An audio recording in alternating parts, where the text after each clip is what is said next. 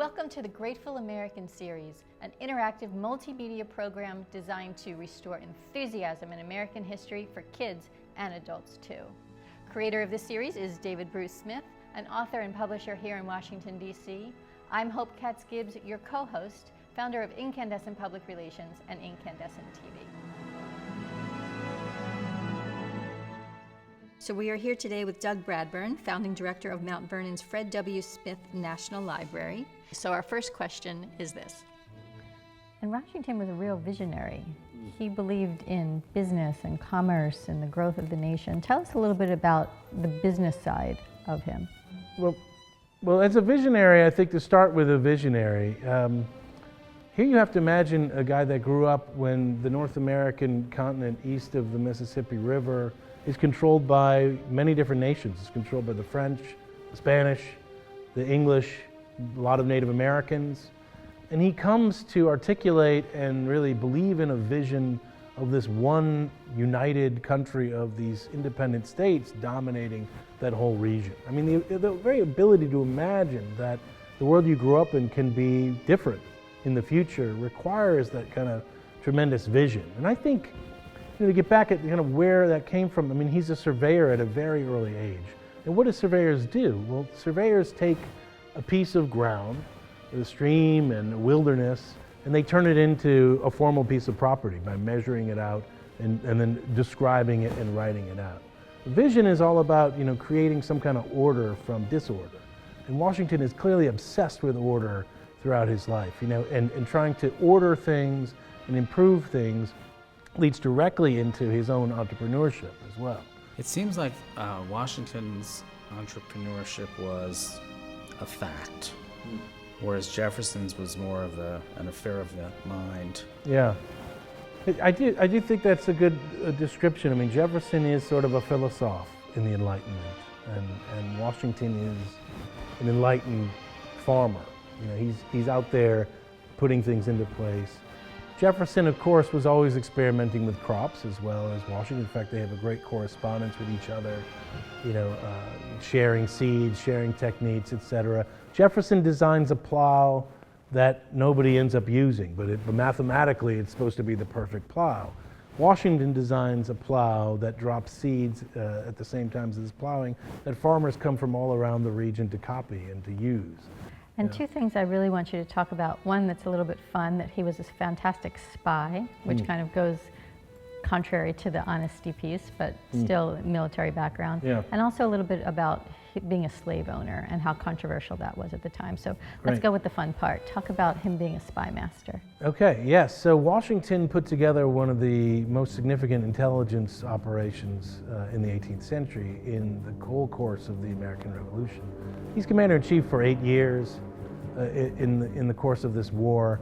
And in doing that, he uses all the efforts he can to bring in intelligence. And modern intelligence gatherers will tell you, you get it from all different sources. You have to get multiple levels of things so you know what's true and what's not true. And the sexiest aspect of his intelligence gathering is the spies that he cultivated. And these could range from sort of one-off people that information is being paid for to more extensive rings of spies. He had a ring of spies around Philadelphia, and most famously he had the Culper ring in Long Island, essentially to keep an eye on British movements in New York. So the British controlled New York throughout the bulk of the American Revolution, New York City. Their commander-in-chief was there in New York City. That's the headquarters of all their sort of North American operations. And so he had spies like in the heart of the city itself and in Long Island that could easily get information back to him. And that's what the Culpers were set up to do. And they used secret ink, and they use all kinds of codes to communicate with each other. And it's really a dramatic moment in the intelligence gathering of the revolution. So now let's talk about his reputation as being a slave owner, but a kind one.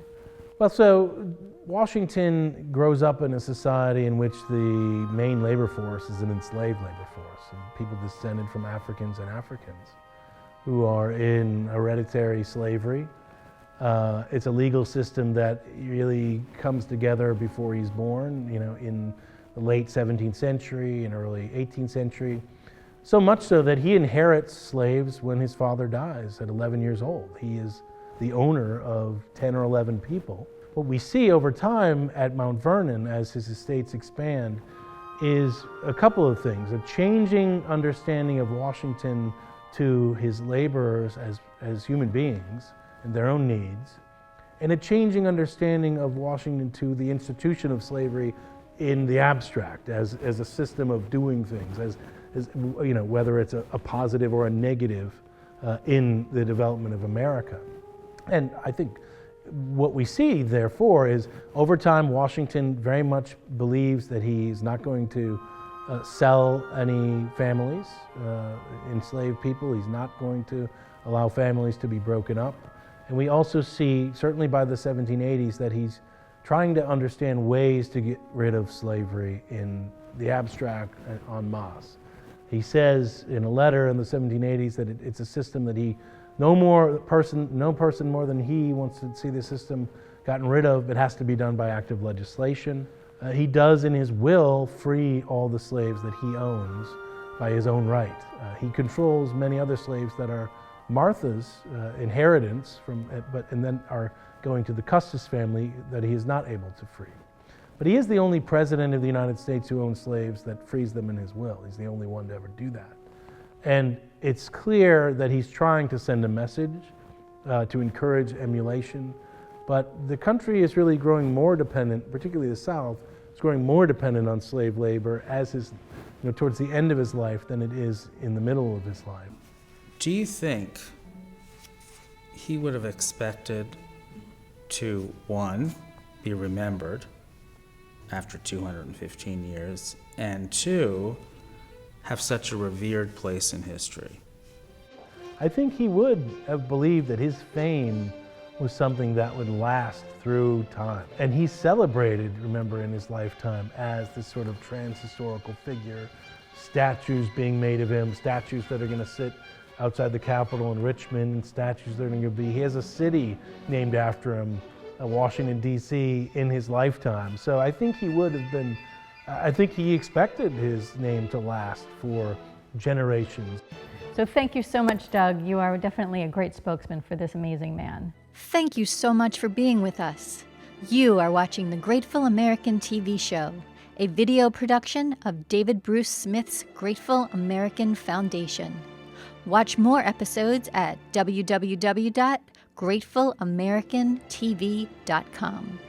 And follow our TV show, radio show, monthly newsletter, and upcoming books at our website, www.gratefulamericantfoundation.com. I'm Hope Katz Gibbs, your co-host. On behalf of David Bruce Smith and myself, we look forward to restoring enthusiasm in American history for you and your kids. We'll talk to you soon.